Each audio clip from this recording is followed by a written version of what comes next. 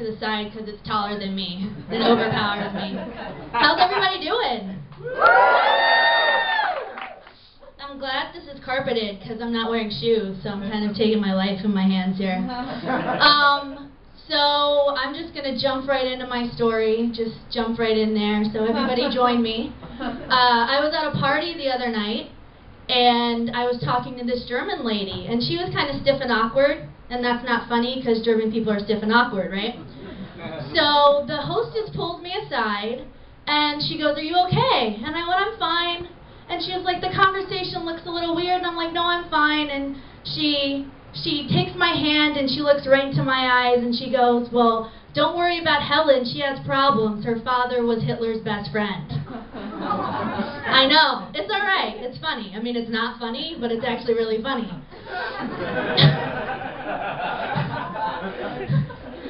And so I was like, what kind of freaking yoga party is this? I'm sorry, yoga party / vegan clothing party. So apparently Hitler's best friend's daughter is a vegan, so there you go.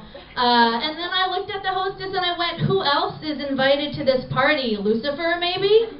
I don't know, the Hillside Strangler, or Stranglers, actually, because there was 2.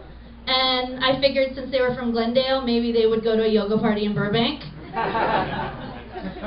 Yeah, makes sense. Maybe the Son of Sam's daughter, and look, there she is, and she has a dog, too.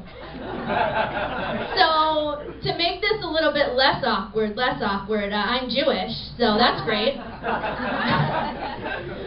So I started looking around, I looked at the hostess, I was like, is my life in danger here? Is there an attic I can go lock myself in? But there wasn't. There was nowhere for me to go.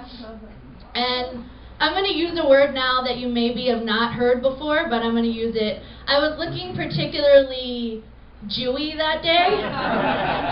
That's right, I said it, I don't need your permission. I can say it, you can't say it. So I was looking Jewy that day. My hair was a lot longer than it is now, and it was big and curly and luxurious, and it was very like Stevie Nicks. And I was wearing this flowing Orthodox Jew skirt. And I was wearing this necklace called a hamsa, and if any of you don't know what that is, it's an ancient Hebrew symbol that's supposed to keep away the evil eye.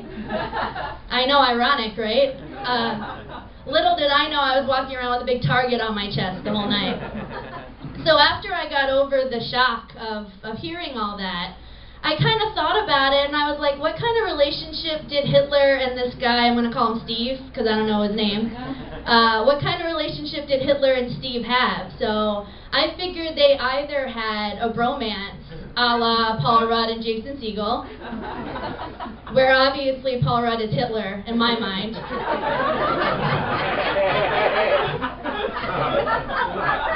So they either had the bromance a la Paul Rudd and Jason Segel, where they sat in Hitler's bunker all day and jerked off and listened to Rush. Because that's what I imagine men do when they're together. They jerk off and listen to Rush. Yeah. Even back then, when Rush didn't exist, that's what they were listening to. I've had other people yell out other bands before, like Dave Matthews Styx, like it could be any band. Nickelback. But Nickelback, right? But I just think progressive rock is funnier to me.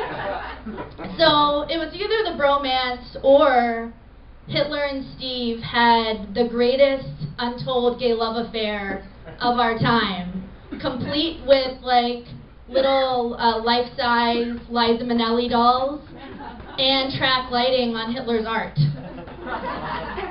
So you guys kind of have to decide, is it bromance or is it track lighting? Yeah, I think I'm going to go with track lighting. And that's all I got, so good night.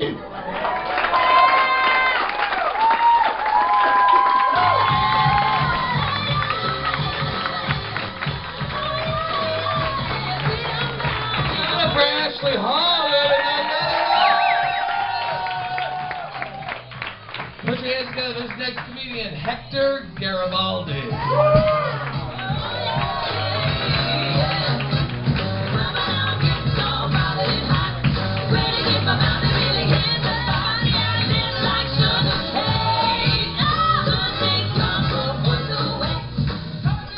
Hello, everybody. I'm Hector.